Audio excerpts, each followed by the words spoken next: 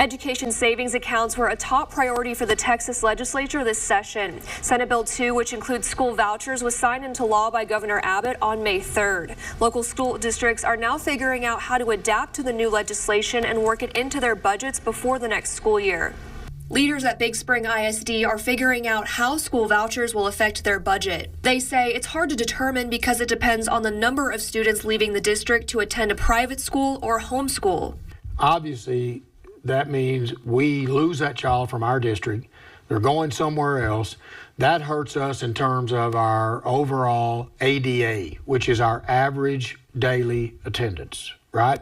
So if our attendance starts to drop because kids are taking advantage of that, that would definitely hurt us. It would be less money coming in from the state based on our average daily attendance. The district also receives money from the state for students per child. School officials say the state has not increased that amount since the COVID-19 pandemic. It happened. We had kids out of school for months.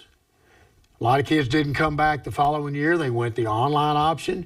They went the virtual option. That turned into a disaster with a lot of people. We've had inflation. You know, it went crazy since 2019. The state has not added money to the basic allotment since 2019. We've had the same amount for 6 years, even though the inflationary rate, the cost of living has went through the roof. So that's another thing that needs to be adjusted that would really affect our finance. Big Spring ISD has been looking at the budget since early April to be proactive about the changes the new legislation could cause. The House wants to add $395 to basic allotment. That's good, but it's not near enough. But it would be a great help. Well, right now we're here in the Senate. They're not wanting to do that. They're only wanting to add maybe $50, which to us is a slap in the face. I'll just be honest, okay? But you're working on a budget. You're trying to utilize to your best ability the money that we anticipate coming in, not only from the state, but from our mineral values, our property values. Superintendent Jay McWilliams says he still believes in the value of public education and has this message for parents.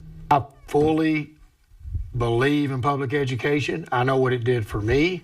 I know what it did for my kids. I know what it's doing for my 3 grandkids that are all in public schools. I would also say to the people or the noise on the outside that, oh, nowadays I don't think I'd send my kid to public school, even though I went to public school. Until you've actually worked in a public school setting, until you've worked with the people that I've worked with, that I've been blessed to work with for all these years, I don't think you really know the dedication, the professionalism, the love for kids until you're around them. McWilliams also discussed the process of retaining teachers in the district and how that fits into the budget. You can hear more about that on our website, yourbasin.com. For your education report, I'm Madeline Dunn.